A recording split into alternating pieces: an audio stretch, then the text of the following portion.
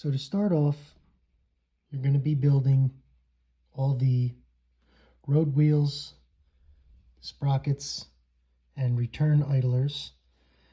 And what you're going to want to do is get your road wheel, and you're going to want to clean them up using a big, nice flat sanding stick. Mine's from Andy's. And you take it and you're just going to roll it and clean up that edge from the spruing process when they inject all the plastic, and it should give you nice flat road wheels. And you want to make sure you do these after you glue them together. This way you're sanding them together and not separate, because then they might not line up. This way they're together, they'll sand together and line up pretty nicely when you go to put it on the model.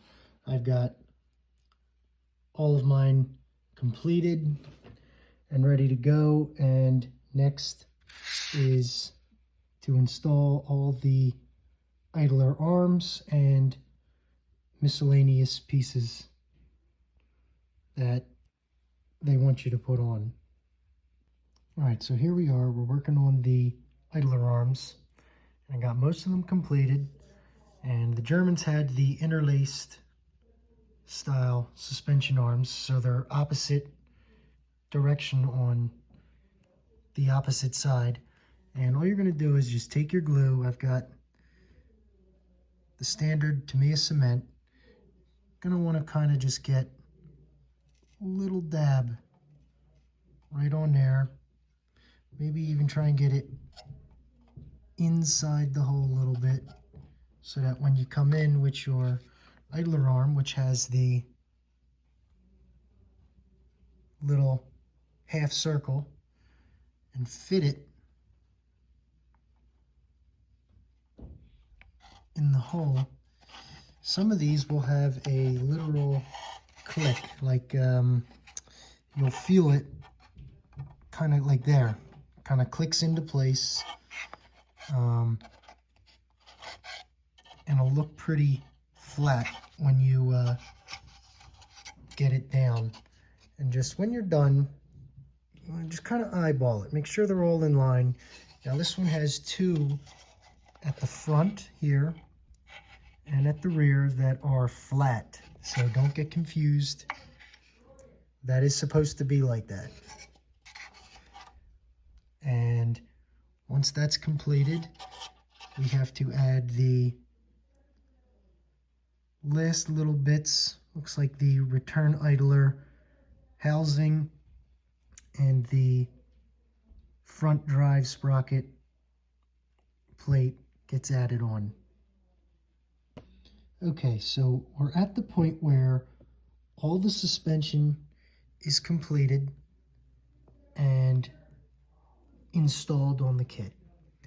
Now, you have to decide whether you want to paint all the road wheels separately before you install them later on in the kit, or just install them as they are and worry about that when you go to paint. For me, I'm going to leave these off and paint them and then install them on the kit.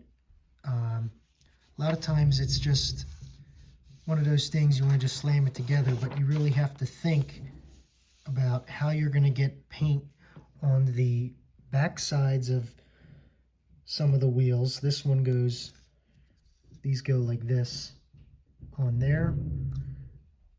And how are you going to get paint on the inside there of the hull?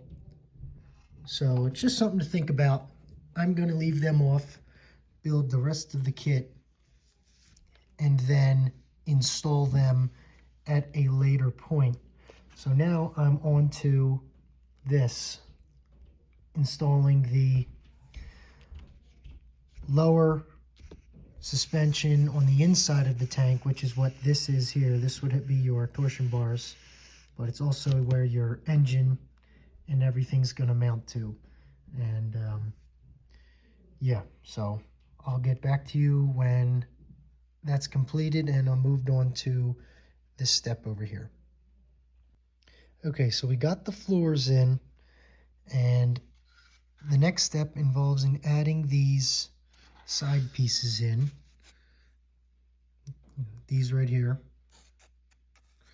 and they literally just, you're gonna have to use the tabs there, but they literally just fall into place. And you might have to use your fingers, or if you have those small gator clips, you can just kind of clip them onto here and it'll hold it for you, so you can either start the next piece or walk away if you have to. But yeah, this is pretty much the end of the easy part for this kit, because after you add these two pieces on, it jumps into building the gearbox and the engine. So this, you're going to want to take your time on doing this so you don't miss parts or put them in the wrong spot. And it's kind of sad that this is all pretty much going to be hidden underneath of the big front upper plate and the hatch that goes here and here. So take your time, and this is going to actually turn out to be quite a nice build. So we're working on installing these side sponsons, is what I'm going to call them, and I've already got the one side on here, and as you can see, it's going to sit on where these two holes are, and you have these two tabs here where it's going to have these fit onto. So it literally, once you get it, it just kind of goes into place, and you can work it from one side or the other, but right now one-handed's kind of hard. But there's that, and then there's that, and it's a tight fit. So all you're gonna have to do is just kind of, when you go to glue it, hold it down in spots and work it down as you go. Now, when you do, you've got to sand, you have to sand this part, because you can see the injector pin marks were proud on this, and it was going to hold you up on this attachment point right here. So want that cleaned off and then good to go and to install it.